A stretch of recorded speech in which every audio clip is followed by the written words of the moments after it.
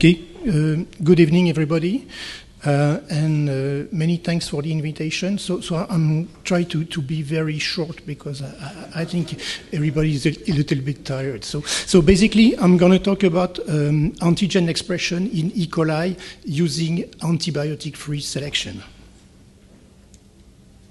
So first, what makes vaccine production so specific? So vaccine candidates are always very different. So every antigen is a specific nightmare, I should say. So it's different in origin, nature, complexity. And obviously for vaccine manufacturing, we need a versatile expression platform. We don't have that for the moment. Obviously, we need also low cost of goods and also safety. So next question is why E. coli? So a large number of our vaccine candidates are bacterial antigens, so it makes sense to express them in E. coli. And in addition, some viral antigens, VLP or VLP-like structure, can be expressed in E. coli as well. And E. coli engineering will give access to increasing possibility in a short and mid-term future. So we can apply a knocking knockout strategy, genomic reconstruction, and so on. So E. coli is going to be capable of making a lot of interesting things. And last, E. coli is also very well known and accepted from health authorities. So that's an important feature. And so next question, why do we have to consider alternative to antibiotic-based selection? So the increasing regulatory requirement is saying that in a very near future, there may be zero tolerance toward antibiotic-based selection in production systems. And beside the antibiotics itself, the antibiotic-resistant gene is an important consideration because, in fact, you need to make sure that there is no antibiotic-resistant gene in your construct. It's the only way to avoid propagation and horizontal transfer. And obviously,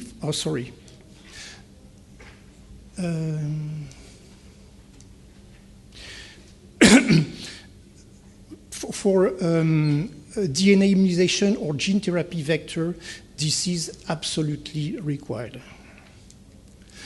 So on the next slide, you have some extract from guidance from US FDA and European agency. So basically saying that antibiotic in the final product, antibiotic in the process should be as much as possible avoided. So you don't need to take pictures. Everything is already published. What was our strategy? So we have adopted a stepwise strategy. So first step was a vector stabilization, so just to reduce plasmid loss during fermentation. After that, we applied a true antibiotic-free selection. So we have several alternatives. I'll come back to this in a moment. And at the end, we have designed a process to have a complete elimination of antibiotic-resistant genes after cloning steps. So I will come back to this in a moment also. So first thing, vector stabilization. So what we want to do is to avoid or reduce as much as possible plasmid loss during cell division. So as you may know, plasmid are randomly distributed to cells during bacterial division. And very often plasmid are multimeric. And so if we can find a way to make them monomeric, we will reduce the probability of loss plasmid during cell division. So this is what we call multimer resolution. And this can be done using a simple genetic element that is the SIR fragment. So I will explain how this is working. So on that scheme, I've indicated plasmid. So plasmid are multimeric. If you insert this small genetic element, the SIR site, when you have cell division, so upon the action of RCD, so RCD stands for regulator of cell division, so it induces some kind of quiescent stage, and during that stage, the enzyme SIRCD is targeting the SIR site and converting multimeric plasmid into monomeric plasmid.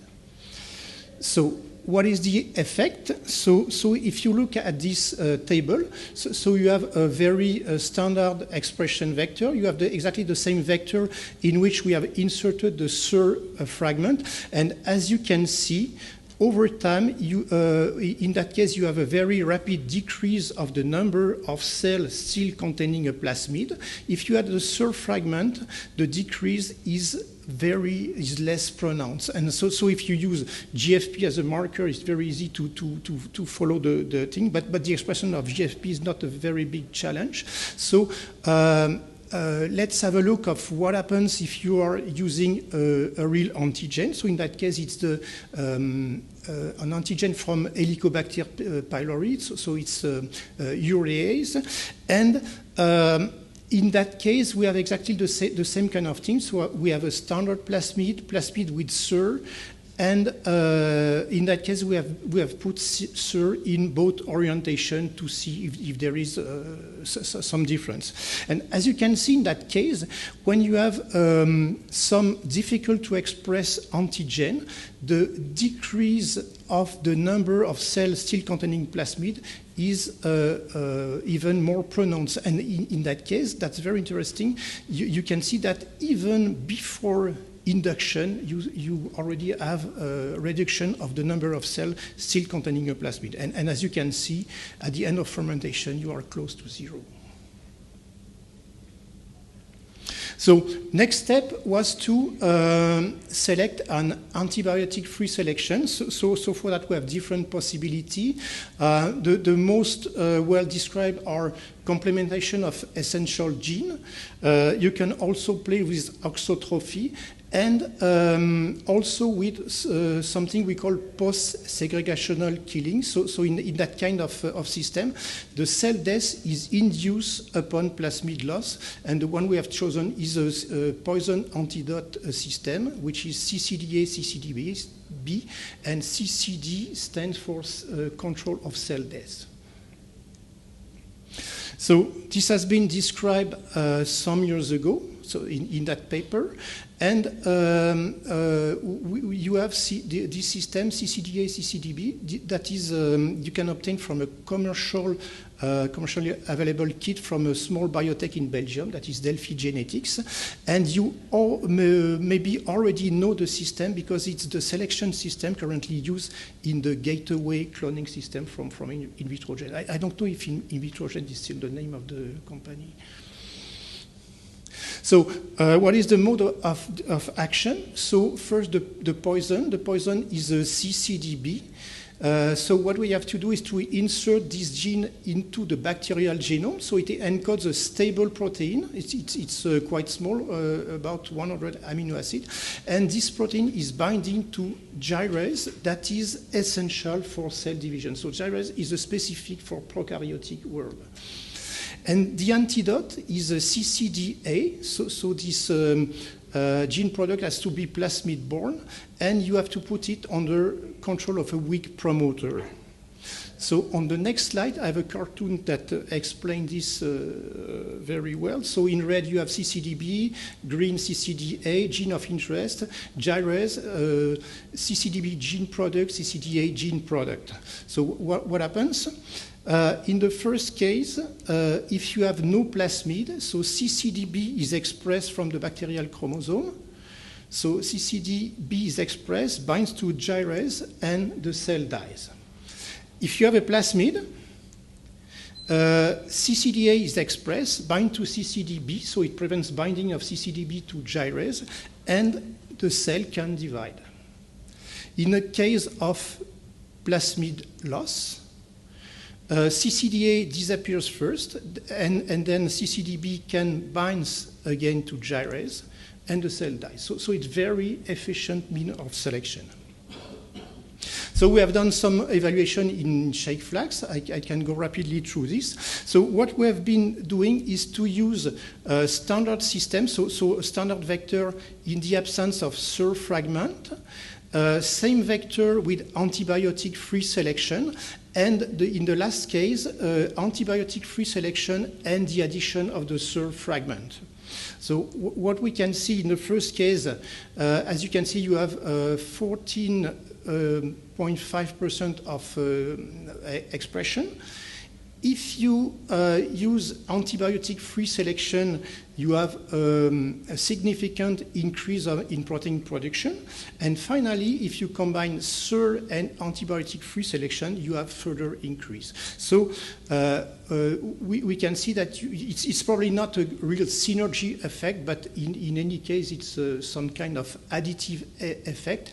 And this is something we have measured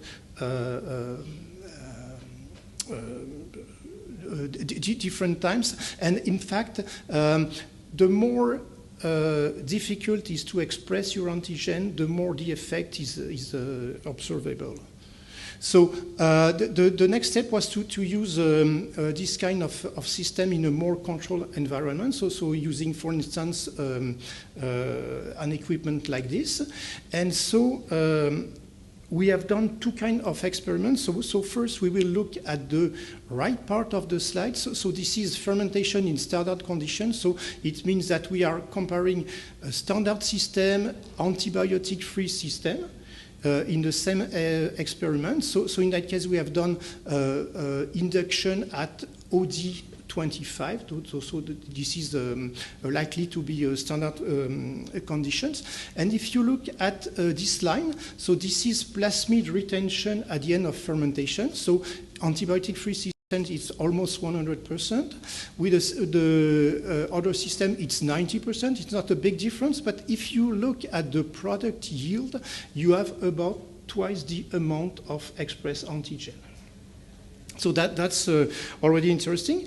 And now, if you look at the left part of the slide, so what we have been doing here is to do very early induction. So for people familiar with fermentation, this is looking like a completely stupid experiment, but we have done that just to mimic very high stress conditions, so to create the very worst condition to do expression. So, and in that case, you can see that at the end of fermentation with antibiotic-free system, you still have 100% of plasmid retention. In the other system, you have only 5%. And that time, in terms of product yields, you have 10 times the amount of antigen. So that's really impressive. And if you look at this number in 28, so it's the cell dry weight at the end of fermentation. So it's very high in that case. So it's really an indication that in that case you have a large number of useless empty cells, and that's a big problem for downstream process. So I think I can skip this one because basically it says the same thing.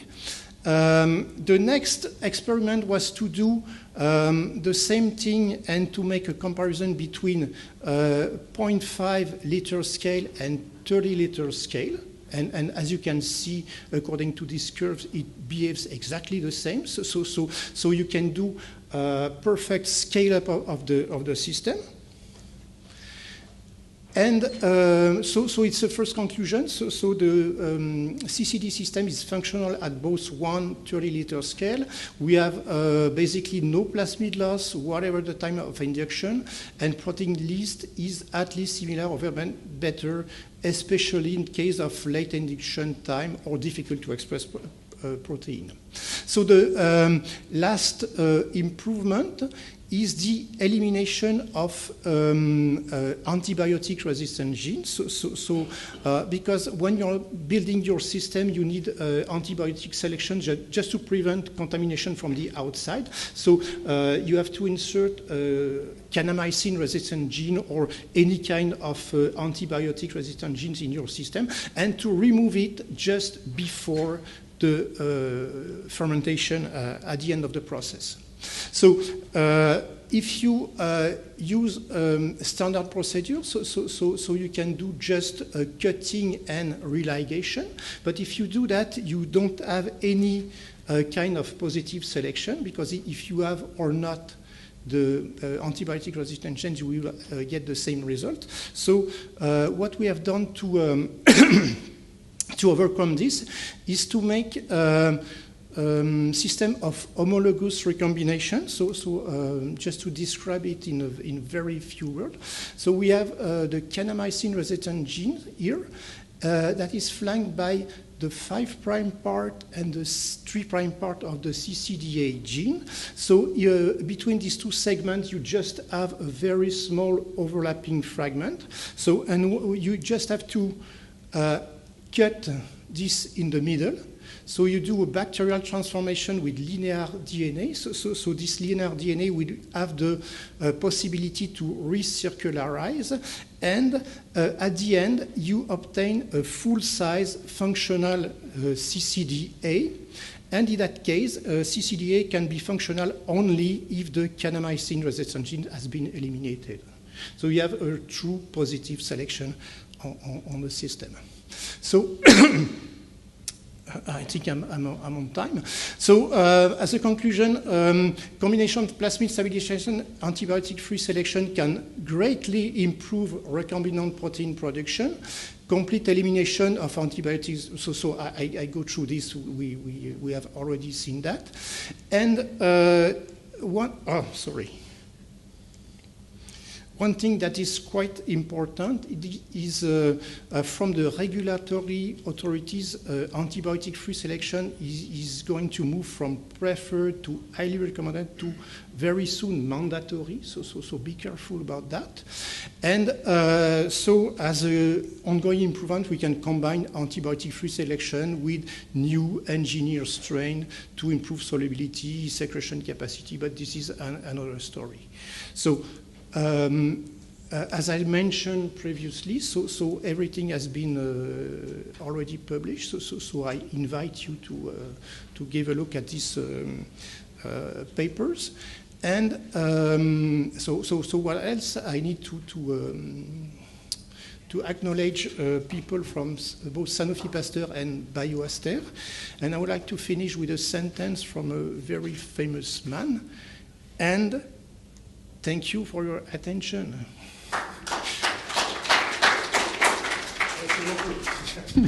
Any questions? Yes. You mentioned that you have plasmid stability and you talk about no plasmid loss. In fact, you don't have any mechanism of preventing the plasmid from being lost in the first place, do you? It's simply killing the cells that have then have already lost the plasmid. No, in fact, it's just stabilization. So during cell division, you reduce the plasmid loss. And there is something important I didn't mention, is that if you only use a third fragment, it's absolutely patent-free. So I'm really surprised that so few people are using that, because this has been described in the early 80s, so anybody can include that in a given construct. Those are only needed in Rec A plus strains, of course, because they won't, because Rec A minus won't generate the plasmid dimers. No, what I meant was that the post-segregational killing systems didn't evolve for plasmid stabilization at all. They evolved to prevent plasmids from foreign cells getting into populations of bacteria. So they don't have any stabilization aspect. All they have is that you lose a plasmid, then the cell dies. So if you get 95% plasmid loss, you can't do anything about that. You just have 95% of your cells that have died. So there's no actual inbuilt stabilization or maintenance system there. Any other questions? No? All right, here's a certificate, Dr. Sodeya. Thank you very much. Well done, thank you.